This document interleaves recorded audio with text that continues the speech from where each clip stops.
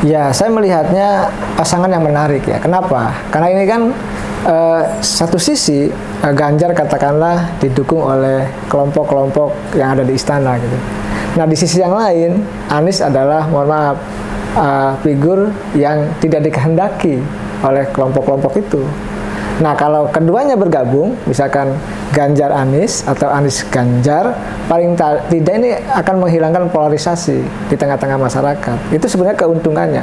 Cuma persoalannya adalah apakah mungkin gitu ya, kelompok-kelompok yang tidak suka kepada Anies itu mau mempaketkan itu, paket Ganjar Anies ataupun Anies Ganjar. Oleh karena itu saya melihat proposal yang diajukan oleh Surya Paloh kepada Pak Jokowi, yaitu mengajukan ya nama Ganjar dengan Anies, itu menjadi sesuatu yang positif. Karena memang selama ini polarisasi di kita itu sangat tajam ya. Kalau nanti 2024 mengulang kembali katakanlah seperti Pilpres 2019 yang lalu, maka mohon maaf ya, kita akan bercerai-berai, tidak ada ujung polarisasi itu. Oleh karena itu ya paket tersebut ya, paket Ganjar Anies atau Anies Ganjar, itu paket yang menurut saya bagus dalam konteks untuk menjaga kesatuan dan persatuan bangsa.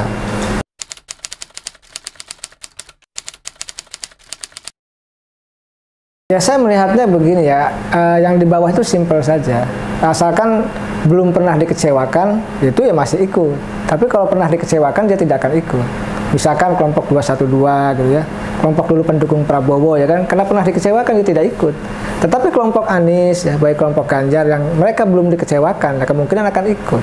Karena bagaimanapun kan mereka ingin figurnya atau tokohnya atau calonnya menang, entah menjadi figur capres ataupun cawapres. Saya melihat karakteristik pendukung kedua capres itu ya sederhana saja sih. Kalau mereka belum pernah dikecewakan, pasti akan ikut kepada figur-figur tersebut.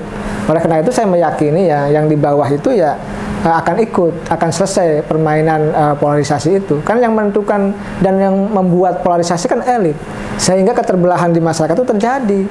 Coba kalau elitnya tidak mendesain ya, merencanakan polarisasi, di bawah juga tidak akan ada. Nah, saya melihat kemarin misalkan FPI Ribon, lalu ada misalkan juga Black Campaign ya terkait dengan Anies di Bidakara itu menghadirkan napi terorisme, anggota HTI dan FPI, itu kan bagian daripada untuk menciptakan polarisasi lagi. Ini yang berbahaya sebenarnya, dan ini menurut saya back campaign yang kejam ya, dalam konteks politik. Mestinya tidak dilakukan seperti itu.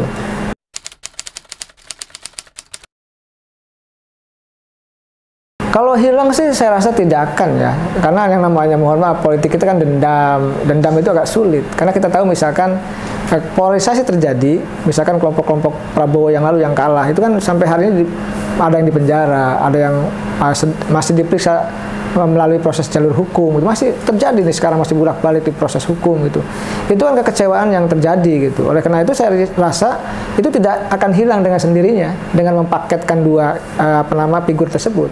Nah, saya melihat ya paling tidak meminimalisir, mengurangi tajamnya polarisasi di tengah-tengah masyarakat. Karena kalau didiamkan ini akan makin tajam. Oleh karena itu ya tugas kita bersama elit-elit politik termasuk kita semua untuk tadi ya agar tidak melakukan kampanye yang berbasis sara gitu. Ini penting ya untuk menjaga persatuan Indonesia.